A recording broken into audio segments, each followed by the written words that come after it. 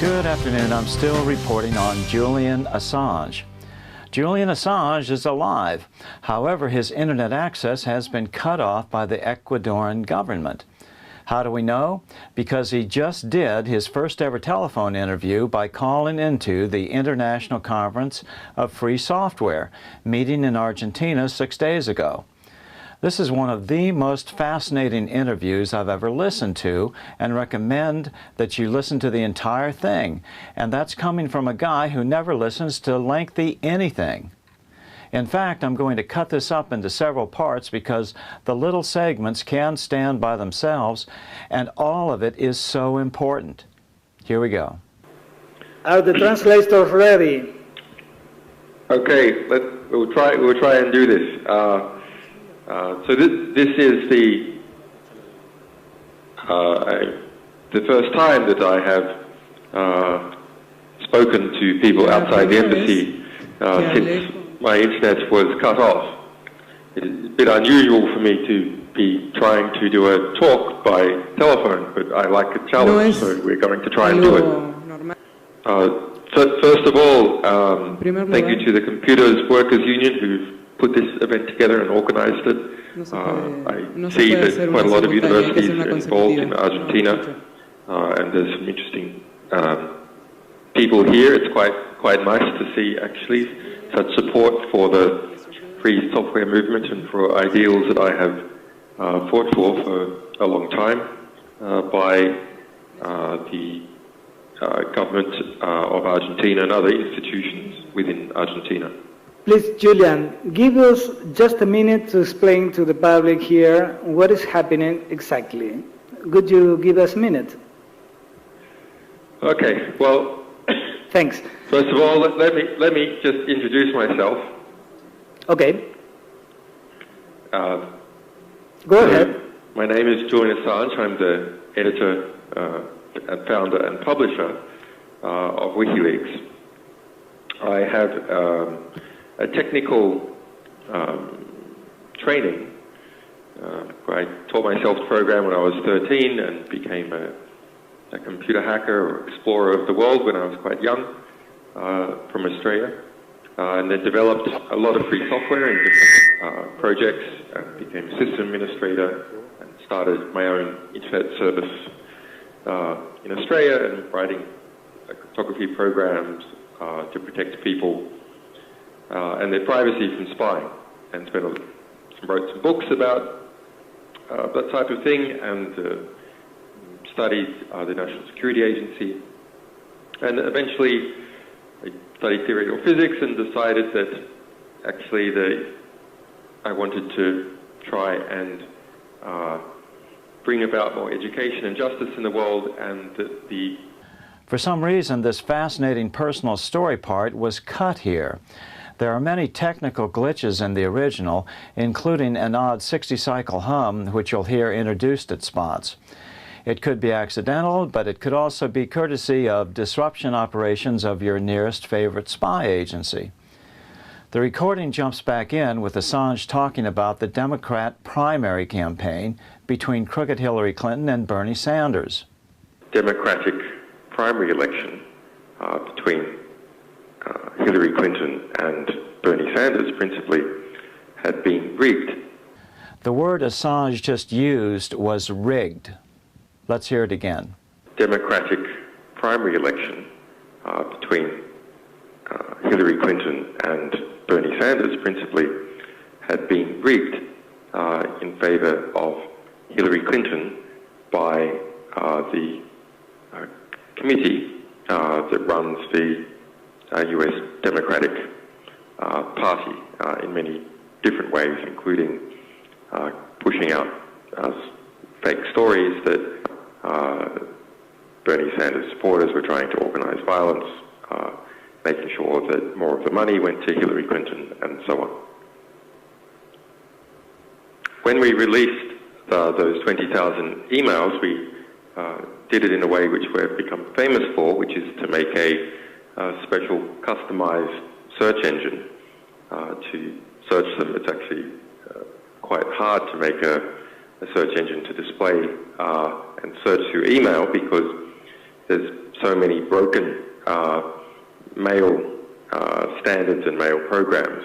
So it's quite a lot of work, and it encouraged all the people in the United States and some outside the United States who were interested in the election to sort through them.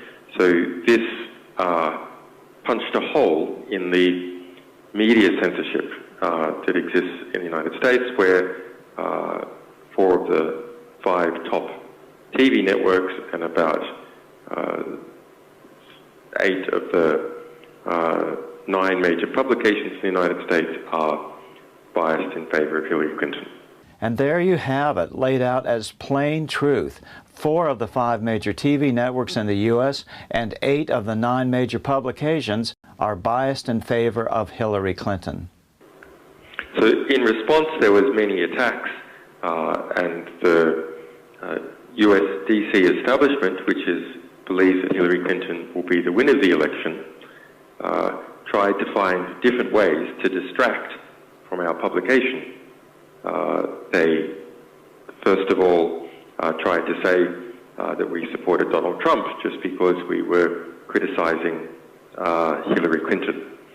Then they tried to say that actually we were secretly working with Russia to publish this material that was criticizing her, and this was some kind of cyber warfare against the United States. Incidentally, yesterday's New York Times reported that the FBI has spent all summer investigating similar allegations made by crooked Hillary Clinton that Donald Trump is connected to the Russian government.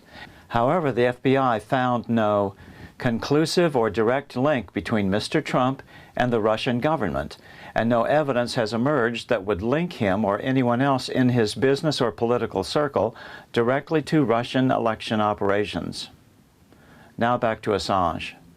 But I have learned from a lot of experience that the best way to deal with these attacks is that you never flinch, you never blink, you just keep on publishing, because every day that you publish is a day that you have the initiative in the conflict.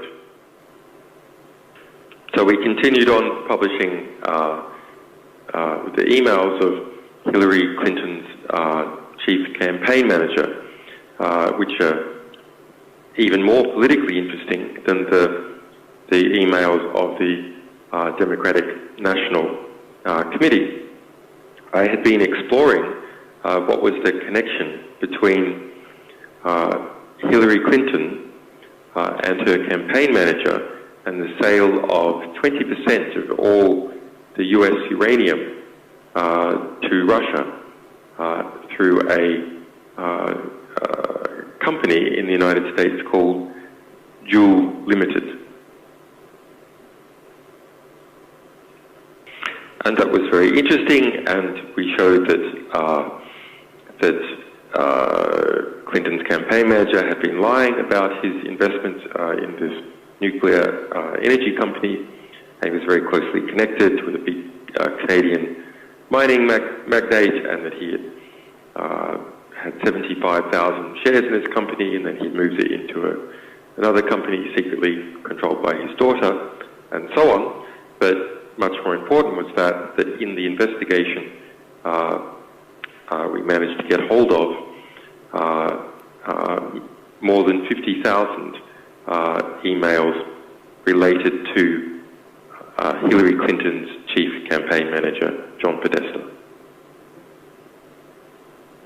So this time we started a different strategy, which was to write an algorithm called the stochastic terminator, which is designed to be unpredictable and to adjust how much it publishes and what it selects based upon what we as human beings suggest to it, but also based upon what it reads in the news. And so it selects the emails to be published and publishes them each day, and we started doing that on the 7th of October. And this really whipped up a crazed hornet's nest atmosphere in the Hillary Clinton campaign and in all the establishments that are backing her. Now, we always had the analysis that Hillary Clinton will win for sure. We've had that analysis from more than 12 months ago. But she has pulled around her every single establishment in the US, the intelligence agencies, the neoconservatives who started the Iraq War, the weapons manufacturers, the big banks and investment companies like Goldman Sachs, most of the middle class, and most of the media. And so now we have all these people, all these establishments trying to defend Hillary Clinton from being exposed as having many corrupt relationships. Now, Assange lays out in simple terms that it is really the Clinton organization which has direct financial ties to Russian oligarchs through the Uranium One deal, where 20% of U.S. raw uranium mining is now controlled by a front company, which Hillary Clinton's campaign manager, John Podesta, owns a substantial percentage of.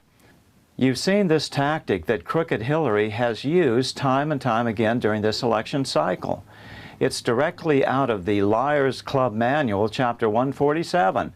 Blame the other guy of what you are really guilty of, so it essentially becomes a wash in the end because people don't know who to believe. For example, crooked Hillary feared that Bill Clinton's sex crimes of the past would be used by Trump, so they manufactured a group of fake sex crime allegations against Trump to neutralize that issue. And guess what? It has worked fairly well. Now they feared the Uranium One deal would come out, so they started alleging that it was Trump who had a dangerous fascination with Putin, merely because Trump wants to normalize relations with Russia. It works because only a small percentage of the people have time to look into the deception in sufficient depth to uncover it. So they started attacking our servers with denial of service attacks and attempted hacking attacks.